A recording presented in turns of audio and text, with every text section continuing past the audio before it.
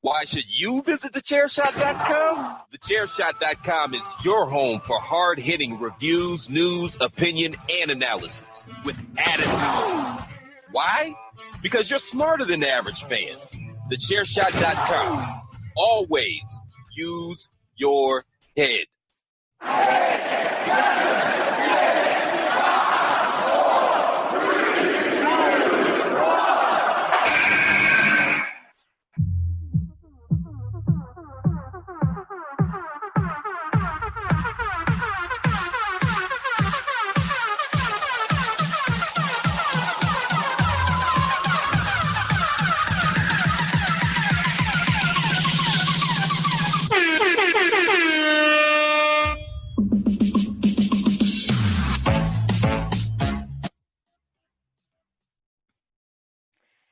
Hello, everyone, ladies and gentlemen. Welcome to another edition of the hashtag Miranda Show. I am your host, the Twitterless heroine herself, the queen of soft style, and the ring announcer to the stars, Miranda Morales. And we are here for another week of wrestling news.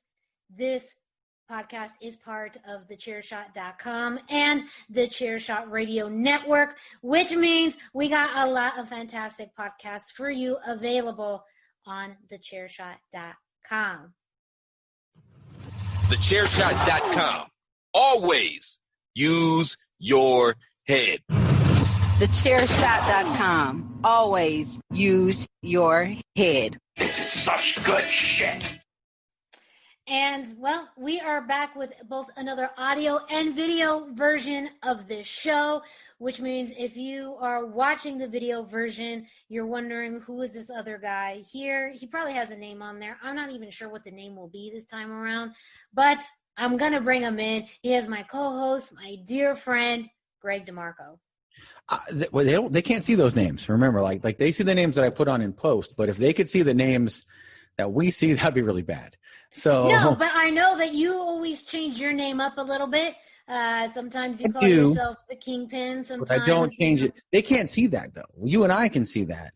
The viewers on YouTube cannot see that. They can see it set to where it just has our name and our social media handle, and that's it. They cannot see the little Zoom names that I can change. Because I've actually changed yours before too. So that is true. Well, I don't know. I don't know if you. I know sometimes you have, a fancy little name on there. Sometimes you don't. So that will be a surprise because I won't know until this show actually posts what you decide to put on there. Maybe it is Greg DeMarco, the Kingpin. Maybe it's just Greg. Just Greg. Just Greg. Or everyone hates Greg. I don't know. Everyone does hate me. That's what I like about myself.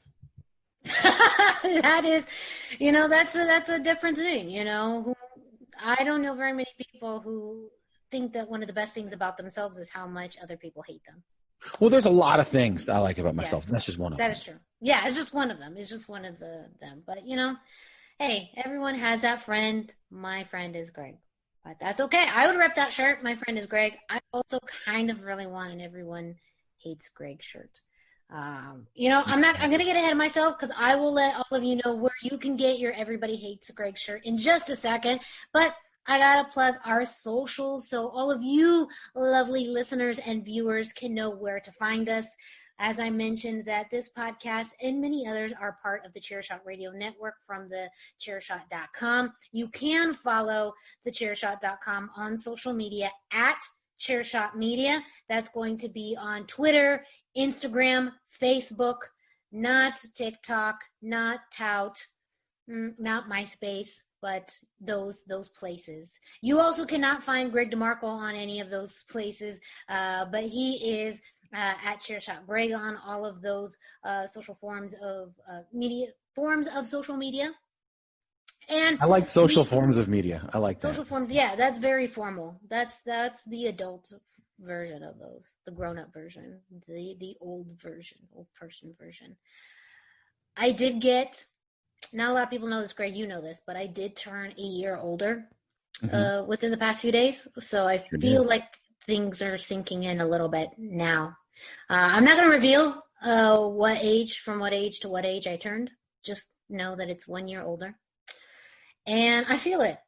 You know, they say after your birthday, your body feels it, your mind feels it. It's like the world, the universe knows that you are 1 year older and things just slowly decline. Maybe They really don't.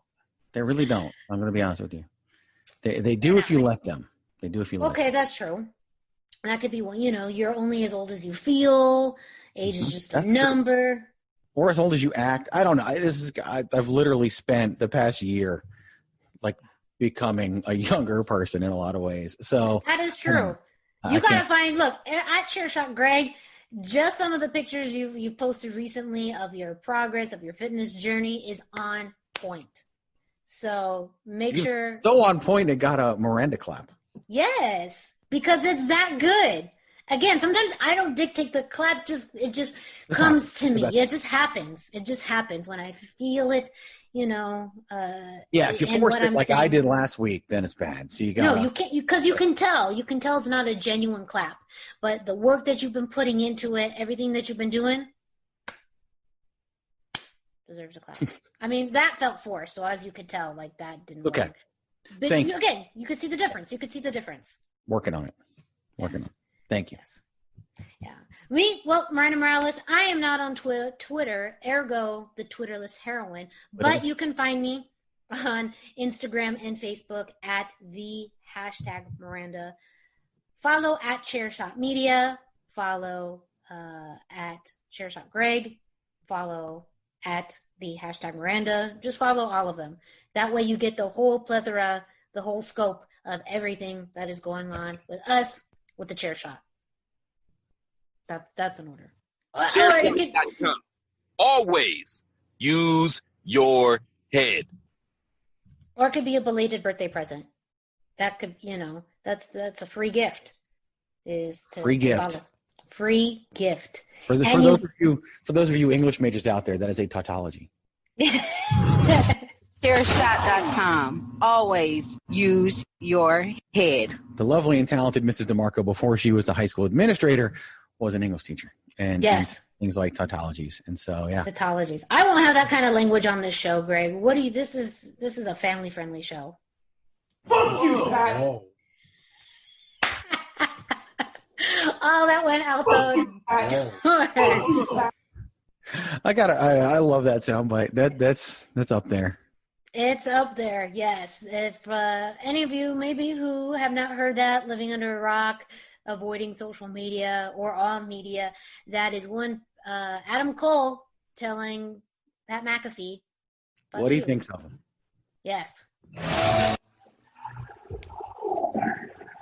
Fuck you, Pat! We aren't covering that topic on this week's show. I'm messing with things, but just keep going. Yes. We did talk about that on the Greg DeMarco show this week. So if you want to know our thoughts on Adam Cole and Pat McAfee and fuck you, Pat, then you can listen to that show. We have some other topics that we're going to be going into this week. However, before we do that, we still have a few more little housekeeping items to take care of. I did tease earlier about how you can get your own Everybody Hates Greg t-shirt. Well, now I'm going to tell you where you can find that. You can go to ProWrestlingTees.com/thechairshot, where there's over 25 different t-shirt designs available for you to choose from, all in support of the Chairshot.com. Of course, we have Everybody Hates Greg, and 2 new t-shirts, one celebrating one of the newest additions, even though they've actually been podcasting for a while, but newer additions to the Chairshot Radio Network. Bandwagon Nerds has their own t-shirt.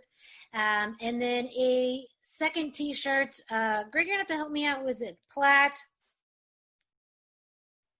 So it's Christopher Platt, Andrew Belaz of Pot is War fame, yes. Other places as well. Platt Belaz 2020. Christopher Platt announced his intention to run for president, and Andrew Belaz is his running mate, and they got a Platt Belaz 2020 shirt. Yes. Wow. We're going to the political sector. Hey. You're welcome. We got sports, entertainment, and now politics. You're welcome. No, we will never do politics. I want to make that perfectly clear right now. No, that is not real politics. No, Miranda knows this. You, the loyal listener, may or may not know this. Greg hates politics with a passion. I'm the most apolitical person you will ever meet.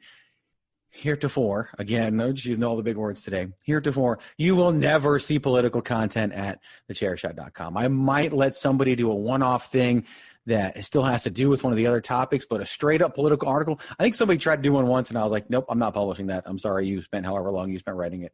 It ain't going up. We actually had a guy who wrote for us and was doing weekly articles, maybe even twice a week, and eventually left because, I don't know, if it was something political, not even with the chair shot. That might have been back at the e-wrestling news stuff. All I know is politically motivated when he left, and he hasn't really done anything anywhere since then, but whatever. I was like, okay, I just don't do politics, man. I just don't do it. Yeah. I look at politics, and you know what I say to politics? Fuck you, Pat. That's what I say to politics. Well, still, Politics. Fuck you, Politics. Okay. I still got some T-shirts to sell, though. So, Oh, yeah, you never really got into that, did you? Yeah, wow. yeah. We're going off the rails. The rails are off, yes. So ProWrestlingTees.com/thechairshot, where you can get your very own Chairshot T-shirt. Of course, another gift that you can get yourself is the Queen of Soft Style T-shirt that is also available there. You can do that. That's a gift that you pay, but it's a gift that you get yourself.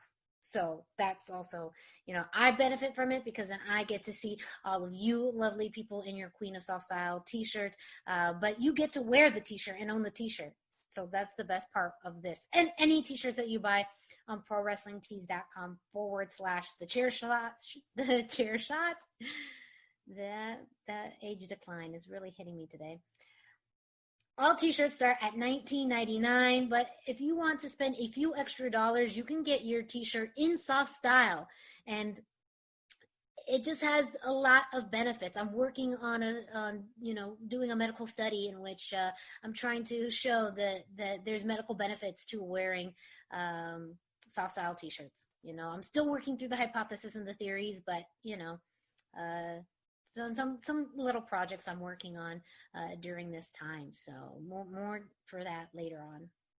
And you're on mute, Greg. Here we go. That's how you're spending your coronavirus time. You're researching the benefits of a soft style T-shirt. Yes. More for emotional enhancement, mental health and those types of things, but also maybe some physical attributes to that. Who knows? I'm still looking for funding, so that's a whole other thing to that. But hey, speaking of funding, go to ProWrestlingTees.com/thechairshot to get your very own Chairshot T-shirt today. A lot of great options to choose from, something for everyone, and you can do it as little as $19.99. So ProWrestlingTees.com/thechairshot. I know I'm supposed to play the commercial right now, but everybody seems to want to use T-shirt sales to fund things. All of a sudden, like, you want to fund your scientific experiment. Christopher Blatt pretty much wants people to buy Chairshot T-shirts so he can fund his presidential campaign. And okay. I'm just trying to run a website.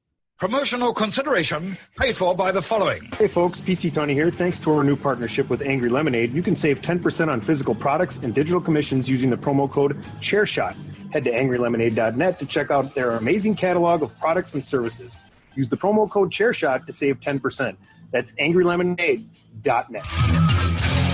Are you looking for the newest and hottest in the world of pro wrestling? Then check out the amazing action on Powerslam.tv, the biggest indie pro wrestling channel in the world. Get over 6,000 hours of the best events from over 150 of your favorite promotions from 20 different countries around the globe. Brands like Progress Wrestling, Evolve Wrestling, Combat Zone, Defy, PCW Ultra, PWX, Over the Top, Shine, and hundreds of others with fresh content added every day for only $5.99 per month. Get your free trial today at Powerslam.tv. That's over 150 of your favorite promotions found exclusively at Powerslam.tv. So go to Powerslam.tv and you'll get a free week. But if you use the promo code Chairshot, you will get a free month. Now, a month is only $6, but why not try it out and see if you like it first? And do it on us. Go to Powerslam.tv, promo code Chairshot, get your free month. Again, that's Powerslam.tv, promo code Chairshot. Chairshot.com. Always use your head. Oh, that was Kung Fu Movie Greg is what that was. Yes. You got to watch the video version of this podcast. I know if you're listening to the audio, thank you very much, but the video version of this is just some hilarity ensuing. Because you can watch Greg do a promo while he is also not moving his lips. It's like a ventriloquist dummy. Did you call some me? People, yeah. Some people may just shirt for that. Take may take out. I'll take it. Any way I can get it, I'll take it. Fair enough. So this week's topic, we have two topics. We're going to be starting off with one that's fairly recent. It's about a week old, but it's a pretty big development for AEW. And before we really get started on this is something that I have to admit caught me by surprise. I wasn't expecting this. I don't think a lot of people were expecting this because of the current state of this particular division. I've talked about it before on this show. I'm sure we've talked about it on the Greg DeMarco show. So with that teaser, we're going to be discussing AEW's Women's Tag Team Tournament Cup, the Deadly Draw. I just feel like that's such a title of a movie. Like, I just feel like that additional Deadly Draw segment of it, a part of it, makes it feel like a movie. I don't know. But anyways. I'm trying to find. Say Deadly Draw again. The Deadly Draw.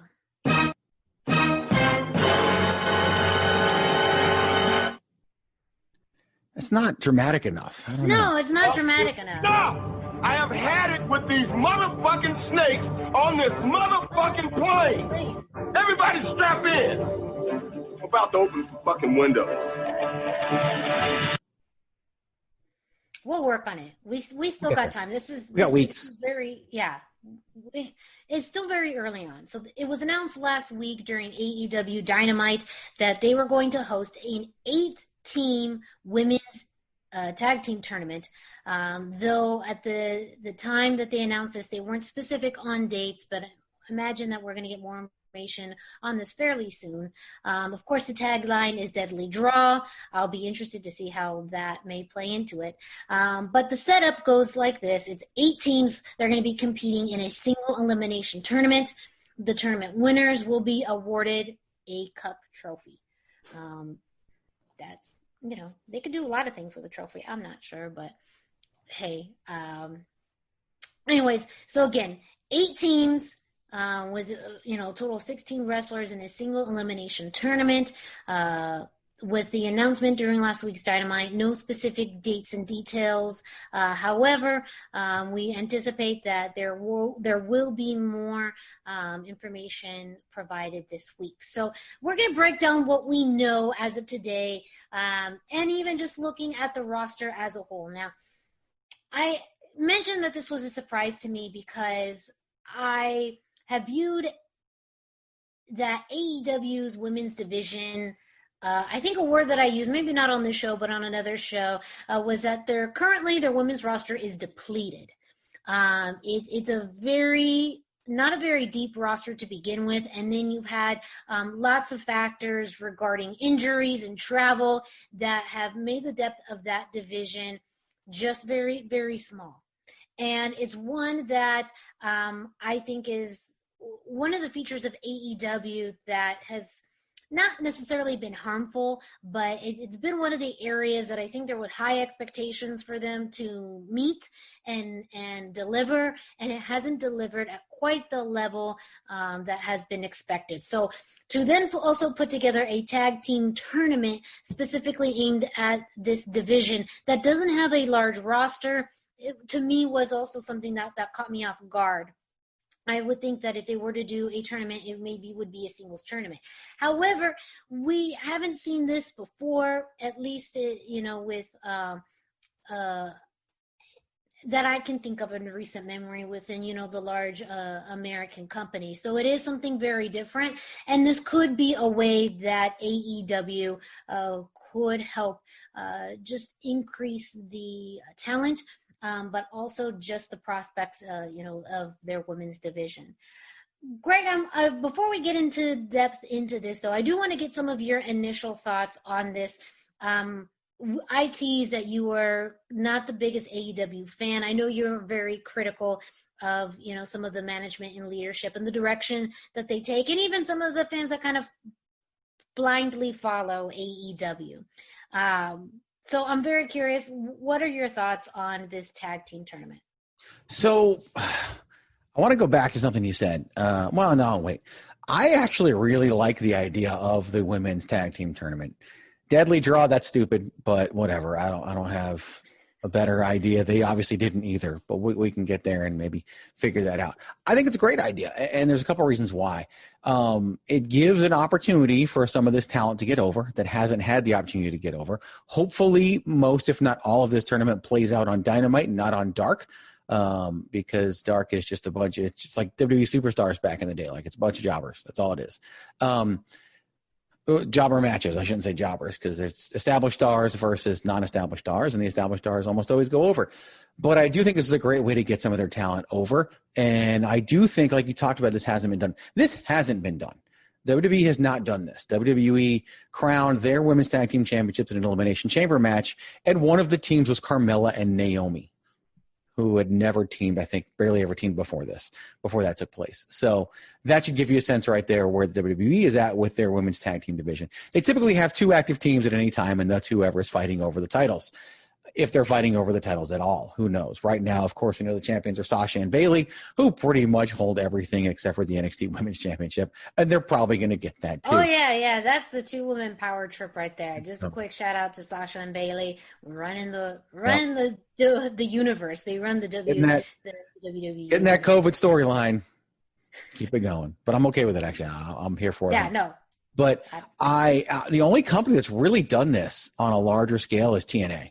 And who remembers that? Raise your hand if you remember that. No, that's why I asked, because I was legit thinking maybe TNA did something like this. I don't remember, so I think they did. I want to be careful. Knockout champions. I don't even know if they did a full tournament. I know one time they crowned them in just a match because they literally released one half of their champions one time. While she was champion, they still released her from a contract and just crowned new champions. They were like, screw it, you're not with the company anymore. We'll just figure something else out. And of course, Ring of Honor's women's division is a joke. AEW's is not much better. But in terms of the actual idea, given the time frame, given what's going on, given what competition is doing and where we are, I actually think it's a fantastic idea. Stupid name, great idea, and I think it's actually coming at a time where the company needs it. Hopefully they won't screw that up. We'll get there. But in terms of the actual idea, I'm 100% on board. No, I think it's fair enough. I think that there's this idea that doing something innovative with the women's division, the environment calls for it. And if anyone's going to do something different, I do believe it's AEW. I do feel like they are a company that is willing to take risks, is willing to do things differently. And I think it's a great idea. As far as how they got here currently with their women's division, that's what is a little confusing. The only thing that has kind of gotten me thinking that they were going to do this before the announcement was the team of Brandi and Allie, dubbed the Nightmare Sisters, and we'll talk about that in a second. But that was really the only indication that they had intentions of going in a tag team direction. I've also been a bit critical of their multi-women matches. For me, after a while, it got kind of not boring, but I felt like you knew this formula week after week, and I don't think that it benefited particular singles wrestlers. Going back to what you were saying, it did come out of necessity because you have a mix of talent with different backgrounds, different wrestling styles, different wrestling timelines, and even just looking at the time frame of the show, maybe for time's sake, it does seem like they are moving away from those 3 to 4 multi-women matches, which I think has been really good, aka what we saw, say, for example, Hikaru Shida and Penelope Ford. Whereas before, Ford was really just featured in these multi-women matches, but I think a solid singles match is just what she needed in order for, for her to be viewed as a credible competitor. But again, multiple things have happened in which I think that I'm not sure how far down the pipeline this was as far how far in advance this was being planned, because they have, again, had challenges with their women's roster with injuries and also, I'm sure, travel restrictions. But with that, I did mention that so far they have announced 2 competitors for this tournament, Brandi and Allie. I do want to note something interesting, though, that Brandi has gone on record in an interview just recently regarding some of the aspects of this tournament, leaving some things up in the air, some things that we would have assumed that are going to be part of the tournament are not, and maybe shaking some things up, even alluding to maybe why we have such a title such as the Deadly Draw. She did mention that her and Allie have been announced for the tournament. However, the rules of the tournament itself hasn't been announced, and she's indicated that just because they've both been announced for the tournament does not mean that they're going to be teaming together, which alludes to maybe the Deadly Draw indicating that these teams are drawn at random, which could be a very interesting aspect of this, I think, and based off of the roster that they have of people who are available, would actually make the most sense to do this at random, because you don't really see cohesiveness between much of the current roster, at least those who are signed. And I'll go to that in a second, because I'm referencing those who are listed as signed talent for AEW. They have utilized a lot of independent talent throughout the U.S. And you talk about Dark, a lot of them have been featured AEW Dark or kind of in one-off matches. So it does open, the doors for a lot of possibilities. But Brandi did talk about that in a recent interview, that just because her and Allie have been announced for the tournament doesn't mean they're going to tag together. And it kind of alludes to Deadly Draw it being an indication of part of the rules. What do you think about that addition as well? So I agree with you in the sense that I think that this makes sense for them to draw the women out, because they don't have any tag teams outside of the Nightmare Sisters, which, I mean, really, like, how long ago was Allie the Dark Bunny? Like, it wasn't that long ago. And she's probably better off. Like, they just dropped it out of nowhere for no reason. Yeah, and that's okay. That's okay for me, personally. Yeah, it just doesn't matter. It's just inconsequential how they did it. The women's roster is actually deeper than you think. So they haven't done anything with any of them. Mm-hmm. And so their roster of established women is definitely depleted, but they have plenty. They have more than 16 at their disposal to put together 8 tag teams for this tournament. None of them are established. And so either you spend the time establishing the teams, or you just throw them together at random and put them out there, or you actually make the randomness part of the story. And I think of the 3 options, that's the best way to go, and that does seem like the way they're going. So I'm on board with the Deadly Draw being that way. I still don't know what's deadly about it, but and that's the only thing that gets me, because the really famous Survivor Series tournament where The Rock turned heel and became world champion was called the Deadly Game. And it's like, why are we doing this? Why are we like everything with this? Literally, okay, my number one complaint about this is the name, because it's so close to the Deadly Game. Maybe there's like a trap door that comes, so if you lose, you just go underneath this trap door. Maybe. The last time we had a trap door in wrestling, it ended the British Bulldog's career. So I don't know if you really want a trap door to be involved. The Ultimate Warrior insisted on it. I don't know. It was bad. It was WCW. Yeah. But yeah. Maybe they pull a Lucha Underground and then you die and then you come back next week. I kind of feel like that's what happened to Allie anyway. And so maybe that's why, she was this bunny and then she was whatever, and she died in Impact Wrestling. Yeah, she died in Impact Wrestling, and she came back to life. So who knows? To be honest, I thought when this announcement was first made, specifically with Allie and Brandi, it did get me thinking a little bit about LOL Cody wins. Right. We talked about that before with, the TNT Championship almost kind of really being built to be a mid-card, not even a mid-card title we've talked about, that it's really meant to be on par with the AEW World Championship. And because Cody cannot challenge for the AEW World Championship, you have the TNT Championship as, this secondary title. and being this, catalyst for Cody Rhodes to have a title. I have to admit, there was a little piece of me thinking that this could be a way to really just have Allie and Brandi continue their storyline as a team, because as we mentioned, they're the only established tag team in the entire women's and that's roster. even really only sort of. Yes. Yeah. That's just like kind of something that's just happened. Yeah. So I have to admit, there was a little bit of that happening. And who knows, as far as if Brandi's kind of trying to swear fans and leave something, it does make a little bit more sense as we talk about it, as we, allude to the title a little bit. It makes me feel a little bit more comfortable that this possibly isn't the case. But I saw you shaking, your head yes a little bit. Was that something you thought of too? Yeah, she's a Rhodes, and so LOL Cody wins. I really thought this was a Brandi Allie thing. I still bet they get drawn as a team, to be honest with you. And if I were booking a deadly draw type of a tournament, I would draw an established team at random, and I would have them run through everybody and probably lose in the finals, just because that's a good story to tell. Brandi and Allie, not the best team ever, but it's best team in AEW because of the women's division. But this, to me, is an opportunity to establish people, because you're going to have people put together that are at random. That can lead to feuds.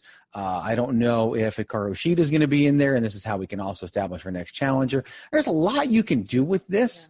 And if it just ends up with Brandi and Allie winning, I think that would suck. However, I would not mind seeing them go on a run through the tournament before losing in the championship. Yeah. Not just because I just shared that as a booking idea a minute ago, but because I just think it can tell a story. And this, to me, this is all about the story. If you're going to do this, do it right and tell a story with it, which has been lacking in AEW. A little bit is their storytelling, but they want to put on great matches. They've said that from the beginning.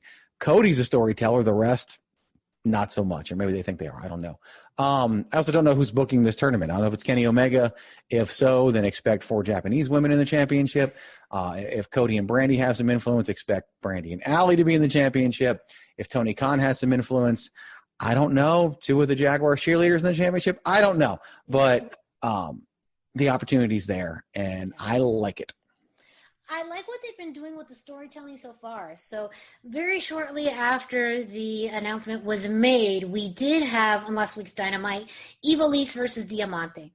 And that is a pairing that I hope to see, at least both of them in the tournament, but a pairing would also be very interesting. And commentary really played up the fact that, these two you could tell the tension, you could tell some of the animosity that they had during this match, and even some of their history as well was alluded to during commentary. And the fact that they also then played up that they could actually be a team during this tournament, to me, was very interesting. It adds another dynamic as well to the entire division. And again, in particular, I really liked their match. I would really like to see them in a team together. And I feel like these are not officially signed members yet, but they could really do wonders in this tournament. And though I do think now with commentary, that is going to be a consistent theme in a lot of women's matches until we really know who is being paired up with who, that, these are competitors in the ring now, but they could be teammates in a few weeks. And just to be fair to the listeners out there, I just think it's important to share this. This is recorded on Tuesday. If you're listening on a Thursday, some of these questions might be answered on Wednesday. And so I just want to share that. Here's the crazy thing about wrestling sometimes that you just sparked in my head. A lot of times we book with the end in mind. We've done booking backwards on this show before, but you definitely book with the end in mind. It would not shock me at all if they have an Ivelisse Diamante pairing and an Allie Brandi pairing as kind of their finals in mind, and now they're just going to figure the rest out. Yes. And because they're focusing on those. And so it's like we got to focus on what we get over. There are some times when you look at what a company does right before a tournament and figure out what's going to happen in the end. That's why the last WWE King of the Ring ended up being so good, because there was no focus on Chad Gable going into it. The whole thing was done for King Corbin and whatever. And you'll remember I made a bracket and we went through that bracket on this program, and my bracket was terrible because I had this champ. I had Andrade, I think, winning the whole thing, and he lost in like the second round. So, and of course, Baron Corbin ends up winning. But there's a very good chance that they're already focusing on who they need to focus on, and the rest are going to fill in later.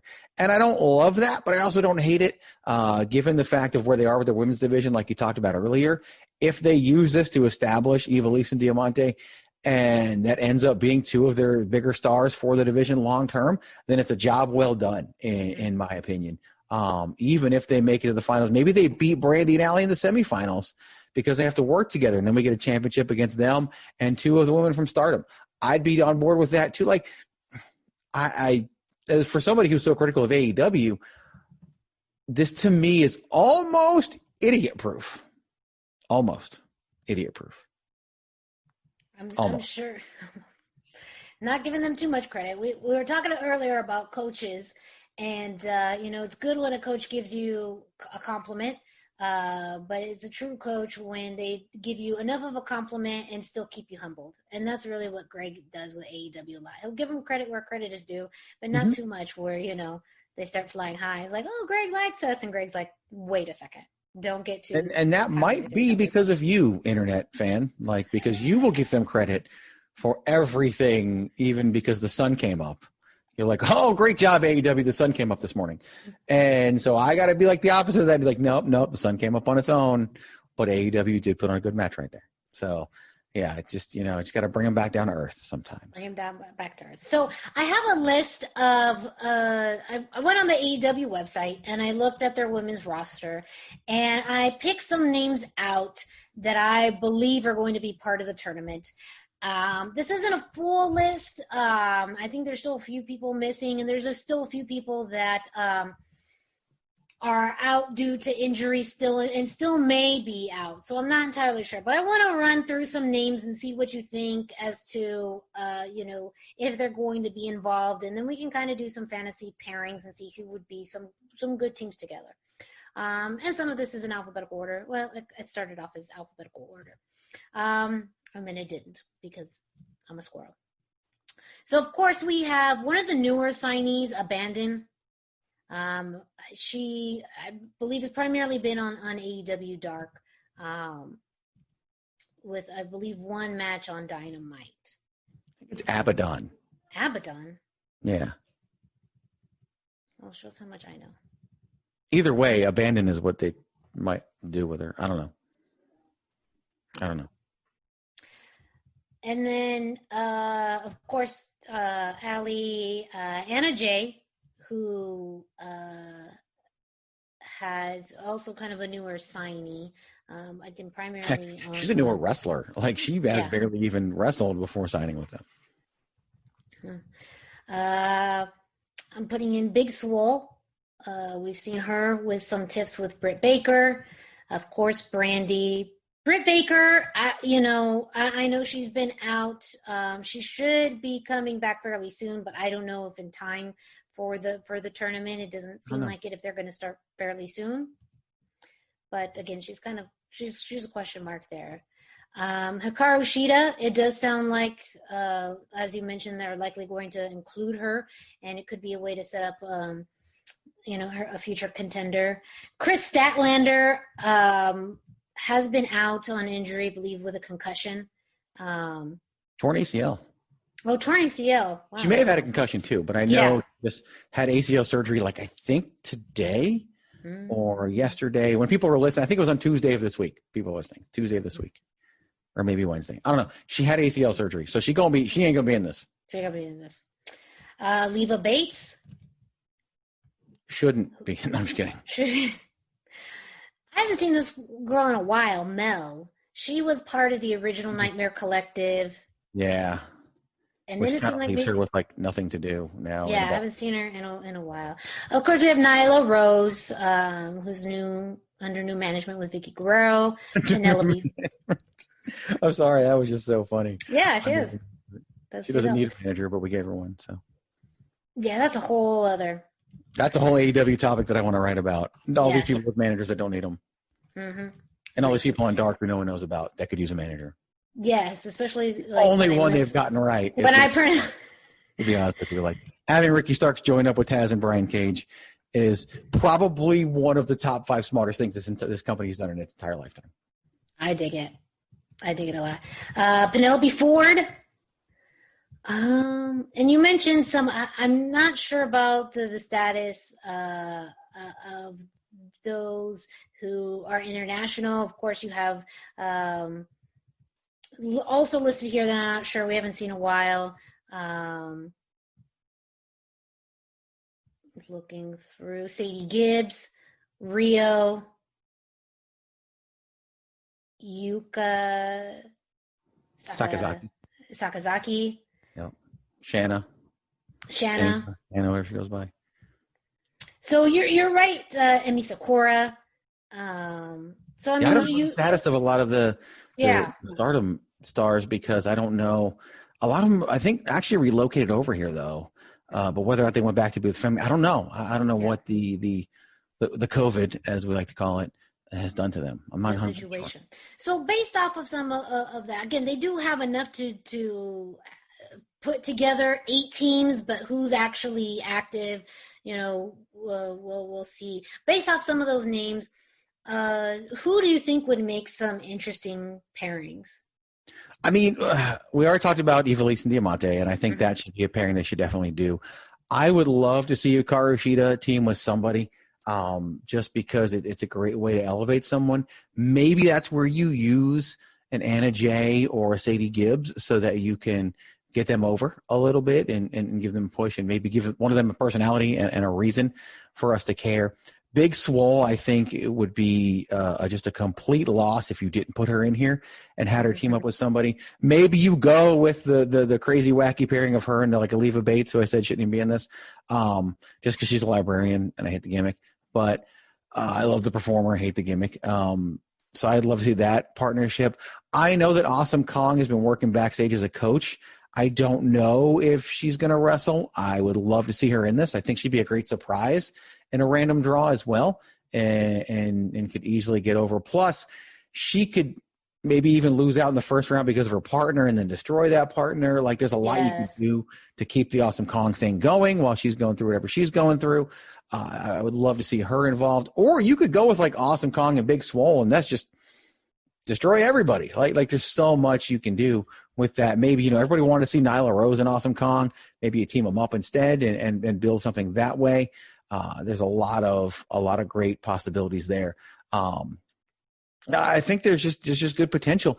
We just don't know a lot about a lot of these people, and this is the opportunity to do that. To me, like, the actual tournament itself is almost the background for getting people over and getting us to know some of these performers. And if they don't do that, I think they've kind of lost out in the end of all of this, regardless of who wins. Yeah. I was really looking at, he talked about Big Swole and Awesome Kong. I think that even her and Nyla, I've also imagined Nyla not wanting to have a partner and trying to do this alone and even getting through maybe a first round by herself. Or making Vicky be her partner. Oh, God. Let me just. And then just never tagging Vicky in. And never tagging in. Yeah, maybe. I mean, if Nyla's saying, I don't trust anyone except my manager, and Vicky has stated she wants to do something different with this manager role compared to others. So maybe that's where it becomes a little different. I do see Nyla probably making it somewhat far, unless you do go with as a underwhelming partner, and then they don't pass the first round, and then Nyla just beats down on them. That's also another way that they could. Maybe Nyla just refuses, like, whoever her partner is, she just refuses to ever tag her in, wins the matches by herself. It's hard with an 8-team tournament. You're only getting 3 rounds, so you can't pull something like Nyla keeps winning all the matches, because next thing you know, you're in the finals. And it's not like the NCAA tournament where you got, 7 rounds to go through, 6 rounds to go through. In this case, you've got 3, and so that limits your storytelling a little bit. Not that I want to see a 64-team tournament. Don't get me wrong. I'm not looking for that, and because that would mean more 15-match episodes of Dark, and nobody wants that. But that's a storytelling factor, is how many matches you actually have with these people. Yeah. I think even a Big Swole and Penelope Ford duo, both of them have a lot of attitude, a lot of sass. I think that would be a fun dynamic to watch. If you're looking at maybe some of the other wrestlers here that aren't as well known, maybe you do Shida and Abaddon. Just those, having someone established like Shida and maybe someone who isn't as established. Shida probably doing a lot of the work, but it's a way to also have that pairing, that connectivity, help elevate, someone that we don't see very often. That too could be a way that they can bring some of these lesser known wrestlers more to the forefront. Because again, you're right, a lot of them we see more on Dark, and that doesn't have a whole lot of continuity with Dynamite, so they really do feel like two separate shows.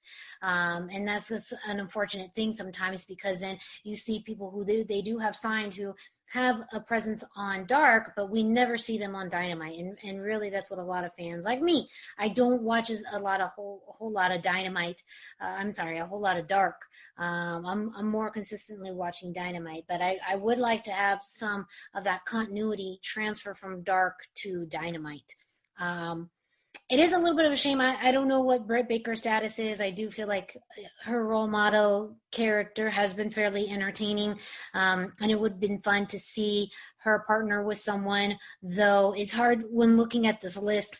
A lot of them would probably be overshadowed by, the personality that Britt is projecting right now. So maybe she could get a dental assistant. Maybe Anna Jay or Katie Gibbs could be her assistant thanks to this. That could be their gimmick. She's Dr. Britt Baker, DMD. They could be, I don't know, whatever you would call a dental hygienist. But, yeah, I don't know. And then obviously they would break free and feud with her. But, yeah, she'll probably be on commentary a lot during this, is my guess. I don't think she's going to be ready to come back yet. Yeah, not yet.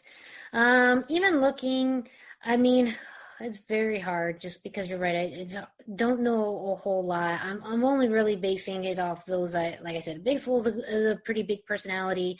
Nyla, Penelope Ford. I really like her attitude and her style. Leva Bates, I think, is one where she can kind of be a chameleon. She can adapt to whoever she is partnering with, but we just haven't seen a lot of her, so it's hard to imagine what that dynamic could look like. But I do feel like she could adapt herself very well to anyone on this list.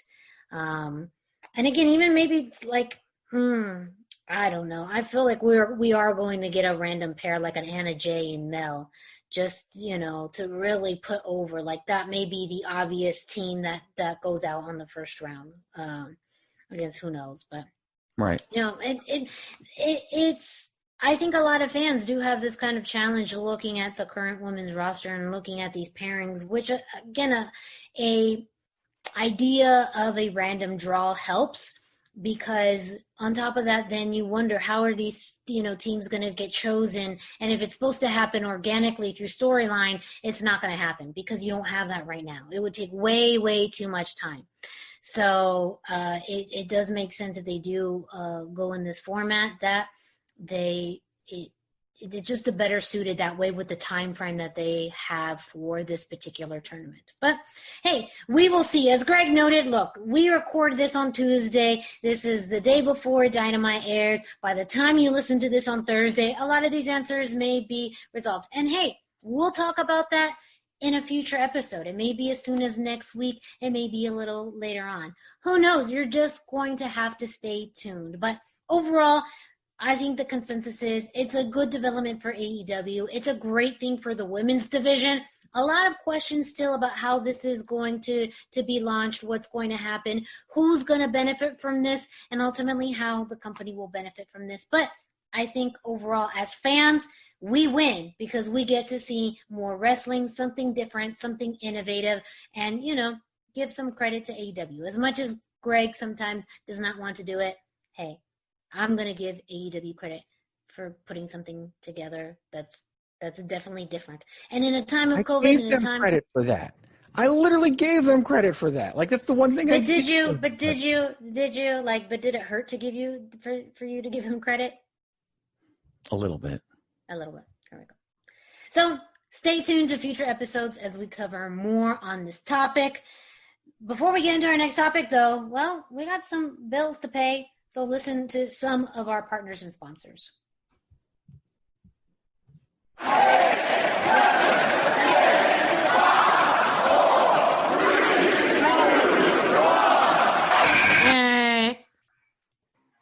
Lucha-Masks.com by Pro Wrestling Revolution, bringing you, in partnership with Mask Republic, the Lucha Brothers, as well as Japanese legend Ultimo Dragon. Go to Lucha-Masks.com and fight Lucha Strong with masks from your favorite Lucha legends and Pro Wrestling Revolution luchadores. Stay safe in style and represent your favorite luchador. Get yours now at Lucha-Masks.com, powered by Pro Wrestling Revolution. This is your boy Kenny Killer telling you to make sure you check out Chairshot.com, bringing you breaking news, interviews, podcasts galore, everything pro wrestling. Make sure you check it out, Chairshot.com.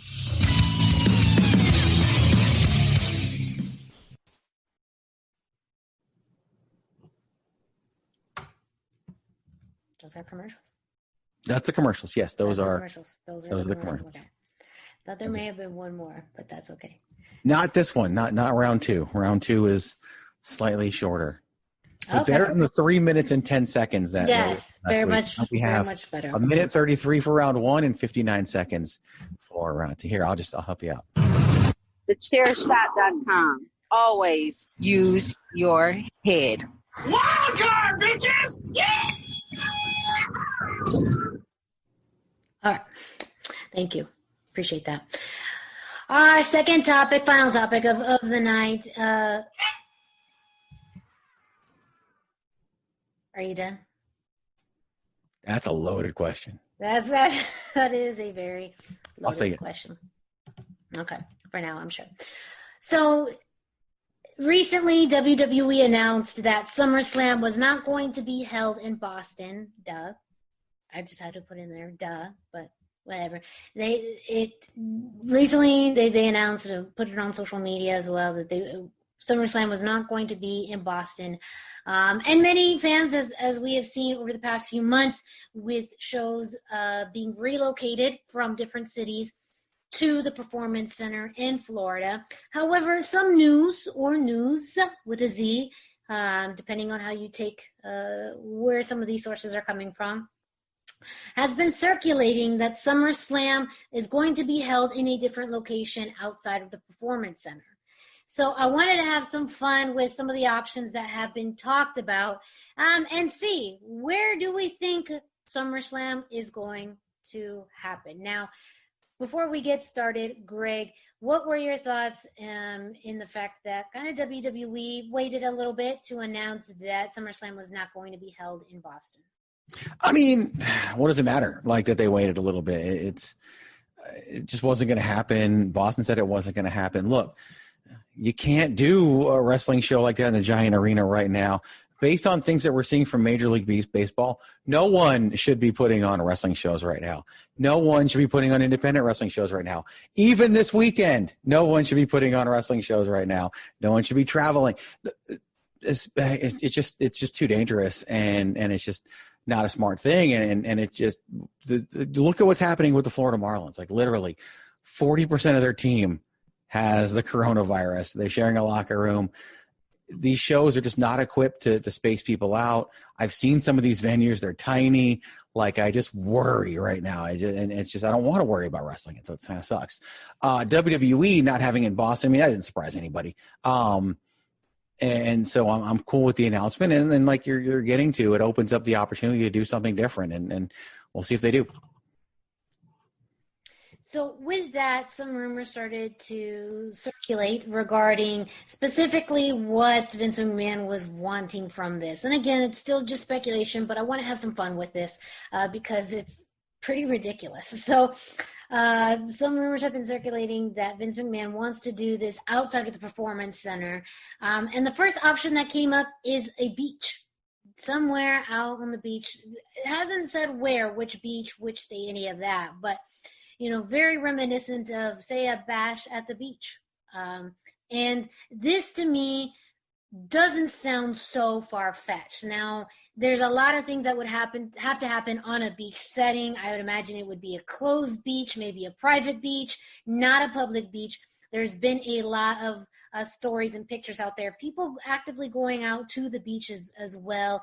That, every state is handling that differently. But when you look at maybe the entertainment aspect and the presentation aspect, I mean, we've seen it before. It's one that actually a lot of fans would love, I think, and reminisce about, again, from Bash at the Beach. We could probably still see Performance Center recruits there to cheer and support. I do think that's still a really fun element to include. And probably the most sensible out of some of the other options we'll mention. I'm not sure, again. But your initial reaction of the thought of them WWE moving SummerSlam from indoors at the Performance Center to a beach. So UFC recently had events at a place called Fight Island, and all the promotions for Fight Island showed a UFC cage on an island, on a beachfront portion of an island. And everyone complained when it actually took place inside of an empty arena that happens to be on this island and not actually on an island. So if WWE were to actually go on an island and put on an event on a beachfront, not necessarily an island, but on a beachfront, they would be one-upping UFC. And I think that screams summer to me. And I would love to see them put SummerSlam on a beachfront location. And you know, you have weather that's involved. You know, lighting can be an issue. Who knows? But it's a one-time thing. You know, lighting was tough on the roof of the headquarters too, and I don't want them to go back there. So I would be all in for a beachfront SummerSlam. Well, you kind of jumped ahead a little bit because that was going to be one of my options. Just more, not that it's been reported, but a lot of comparisons have been made between this and what the UFC was trying to do with Fight Island. I mean, granted, I'm sure they got some ties somewhere, but yeah, to have Wrestle Island, I mean, come on, like that sells itself. You don't even have to call it SummerSlam, just call it Wrestle Island, and that would just change the buy rates dramatically. Everybody wants to see Wrestle Island, though it does sound like more of a reality show than a pay-per-view. But again, I digress. Yes, a lot of comparisons, and you're right. I think there is an expectation set of fans when you do set up and you kind of have it as a swerve. I think that's what we got a little bit from the UFC, a little bit of bait and switch. But to me, I think, again, it would be fun. You talk about lighting, but you know what? They've done lighting in outdoor areas before. I mean, WrestleMania, literally you're putting the ring in the middle of a stadium and you have lighting surrounding it. So I'm sure there's ways that you could do it. Still challenges, but still very feasible. Now, the other option that has come out, again, still under speculation, but still fun that we're going to talk about it, has been possibly a cruise ship. Again, there's no commercial cruises happening right now because of COVID. However, that doesn't mean you can't rent a cruise ship or a big-ass boat and put a wrestling show together. Even though we just finished talking about AEW, I know lots of fans are thinking, well, AEW did it first. They're just copying AEW. And, you know, I can see how that could be thought of, but let's also be honest, they were not the first ones to ever think of this, and nor would it be the last. So let's just remove that topic out of it. And again, it would be fun. Now, without fans there, though, again, what would the fun and allure be of doing it on a cruise ship other than what you're moving around? You could have some weird-ass segments, which after watching Extreme Rules, nothing is off the table anymore. Maybe a shark jumps out, someone gets thrown overboard. Who knows? You fight up and down the cabin of a cruise ship. Lots of possibilities that could happen, but a little less feasible than a beach. Yeah, I mean, Baron Corbin threw people off the roof of the Performance Center. Yeah. So tossing people off the side of a boat would be fun. It would have to be a cruise ship so that any waves or anything wouldn't really affect the ring and the broadcast. But I think it's a good second option because you have the water in there. You could have it be off a beach. You can do some things with it. You know, someone's going in the water. They're fighting throughout the cabins of the boat. Obviously, you would be renting chartering a cruise ship to do this. But again, it's a different environment and one that I'd be okay with and on board with. So, what was that event? I just remember it was Lex Luger. It was on when Lex Luger body slammed Yokozuna, it was on a aircraft carrier. Yes. And that was, you know, he came in the helicopter. The Lex Express then went around the country, but yeah, this is where we are. So I'm going to go producer mode on you right now. Yeah, you have to scoot back or scoot down. You're getting. I don't know if you moved while we were talking, but for a while there, we had no eyes even. Oh. So, yeah. Yeah. No, I think my camera. Yeah. It wasn't long. I tried to text you, but you're doing a show, so it's hard to see those things. Yeah. No, I also put my phone on silent. We'll do it live. It's great. Now you're fine. Now yes. You're cutting off too much of your head. Maybe scoot back. There we go. Well, you fixed it. It's good now. We're great. It's fixed. Yes. And I have a ring light. I can't even really see this. Let's reveal behind the curtain.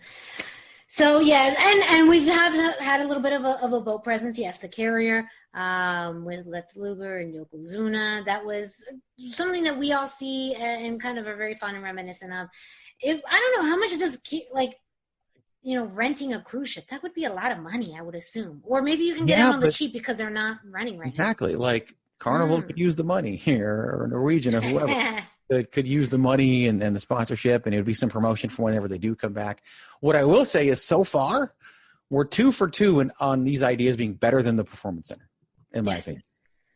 Now, the third option, and again, this is another speculatory rumor out there, but again, just for fun. There's also been speculation that it could happen in a different state outside of the state of Florida. Now, every state is being able to decide what they want to do, how they want to do it as far as social gatherings, putting together events, those types of things. Now, there are larger recommendations as far as national recommendations from the CDC, but it does sound like every state is able to decide, what kinds of limits they should have on this. And that could also mean that they have to go to another state in order to do it on the beach or to, go on a cruise ship. I'm not sure, but that to me, I think actually is less likely. I think that the state of Florida has been fairly lenient on them, allowing them to run as is. And I just I cannot think of another state at this point of time that is ready to have that type of capacity to handle this, especially even if you think of other states that are used to maybe doing things like movies and production like that, California and New York. Both of them have extremely high COVID cases right now and don't seem to be running anything really. So out of all the options mentioned, I feel like this is the least likely. I agree with you. And you don't need to go, of all the things that we've listed, you can do them in Florida. You have no need to go to another state. They're not going to go to another state and run an event on a large scale. Only people who've done that are NASCAR, and that's because they're spacing 20,000 people in a 120,000 seat stadium. And even that may not be the best idea. I don't follow NASCAR enough to know if anything's come out of that case-wise. And even if it did, we probably wouldn't know if any COVID cases have come out of it. But I just don't. I think it'd be a bad look for WWE from a PR perspective if they ran in another state just so they could have people. And for the first two options we talked about, a beachfront show or a cruise show, you can do them in Florida. So you don't really need to go somewhere else. Totally agree. So that will also be a very interesting spot, story development to see over the next few weeks. Where will SummerSlam be? And again, out of all the shows, especially the big four shows, SummerSlam is the show where you can get away with doing something different and something fun. And I mean, especially after Extreme Rules, you kind of owe us, WWE. That was a painful show to watch. Please don't do that to us again. Some of us have to do this. We watched it.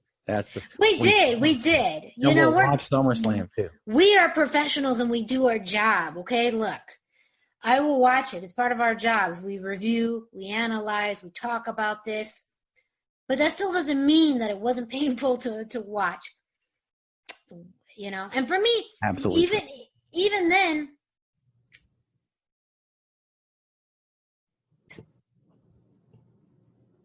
We get to watch Miranda freeze and unfreeze. That's what we're doing here. Oh, she's back. Yeah. And she's frozen. Fight. And she's back. Oh, yes. My internet connection is unstable. Thank you for letting me know. Thank you for letting me know, Zoom, an analysis of my life. If I needed to tell you it was unstable, I could have told you that. You didn't have to tell me that. As Greg fixes something. going back to Extreme Rules, I was a fan of the swamp fights, but that's also because I'm a horror movie fan. I felt like that was a big ode to horror movies. If you weren't a horror movie fan or not, that probably wasn't, your cup of tea, something that you weren't interested in. So there's things within Extreme Rules that were good, and there was some stuff that and again, we talked about it last week. We talked, pretty much every podcast in the world has talked about that. So we're moving on. However, the point is, give us, a little bit of reprieve from that. Let us remember why we like watching, especially WWE. You have it in you. You have all the resources in the world. You have the best talent in the world. Let's have some fun. Let's do something cool. Does that mean, though, that the beach balls return? I know beach balls were banned inside. Yeah, they can return, but there's no fans to throw them around. So. That's true. And I guess you can't, because then that involves touching. Unless people have gloves. If you have gloves, then can you have the beach balls return? Maybe there'll be a beach ball match. Just fill the ring with beach balls. I don't know. We're just spitballing now. I can see a beach ball. Yeah, Cesaro would have to be in the match. Like Cesaro would have to be in the beach ball match. Cesaro and Shinsuke could defend the tag team titles against, I don't even know who's available, over on the SmackDown side of things with New Day being gone. Maybe bring back the Usos. I don't even know if you can. I don't know who you have at your disposal, but Cesaro and Shinsuke have to defend their titles in a beach ball match at this point. Okay. If SummerSlam is on a beachfront location or a boat, which it has to be.